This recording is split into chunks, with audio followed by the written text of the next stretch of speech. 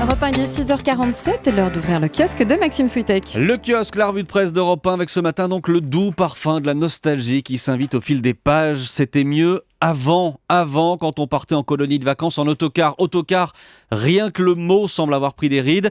Et pourtant, l'avenir est dans l'autocar. Phrase curieuse, c'est le Parisien aujourd'hui en France qui le dit. L'autorité de la concurrence réclame le développement d'un réseau national de transport par autocar. Aujourd'hui, la SNCF rafle tout ou presque. Mais le Parisien nous dit que l'autocar, ce serait beaucoup moins cher. 3 fois moins cher sur un Paris-Marseille, mais 4 fois plus long. 13 heures pour descendre dans le sud.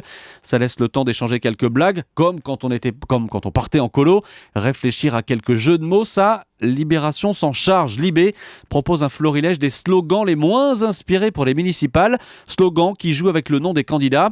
Antoine Moins se présente à Aurillac, son slogan « Faire plus avec moins ». Xavier Pareil se présente à Buzet-sur-Tarn avec pareil. Ce sera différent. Oui, et toujours à propos des municipales, le Figaro Magazine nous emmène à Saint-Tropez. Là aussi, la nostalgie. Saint-Tropez en hiver, on se demande où est passé Bardot.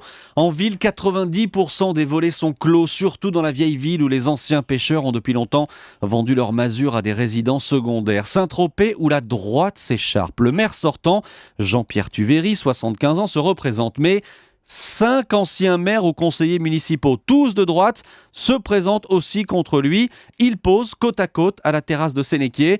Derrière eux, il n'y a personne. On se demande où est passé Bardot. Ses longs cheveux blonds et ses vinyles qui craquent. Sur la plage abandonnée, coquillages et crustacés. Le doux bruit d'un vinyle, la seconde vie du vinyle, article à lire dans les Échos. Les ventes ont été multipliées par 3 en 3 ans. On en a vendu près de 500 000 l'an dernier en France. Et encore, ce chiffre ne prend pas en compte les ventes chez les disquaires indépendants. Disquaires, là aussi, le mot date un peu, mais ce retour du vinyle, il fait le plus grand bonheur de MPO, société basée à Laval. Elle fabrique 5 millions de vinyles par an. L'essentiel est exporté.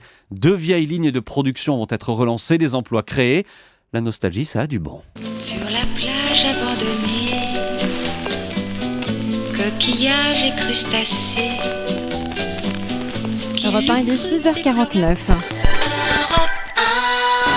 À la une des régions, votre rendez-vous chaque matin avec un quotidien, une actualité régionale. Bonjour Émilie Bonneau. Bonjour à tous. Ce matin, un repreneur inespéré pour les usines d'accordéon Mogin à Tulle. Et oui, puisqu'il s'agit d'un joueur de l'équipe de France de foot, Laurent Koscielny, nous apprend le journal La Montagne sur son site internet. Alors pourquoi lui ? D'autant plus qu'il est exilé depuis 4 ans maintenant à Arsenal en Angleterre. Eh bien parce qu'il est originaire de là-bas, de Tulle. Et c'est toute une chaîne de solidarité corrézienne qui s'est montée pour sauver cette fabrique en grande difficulté financière.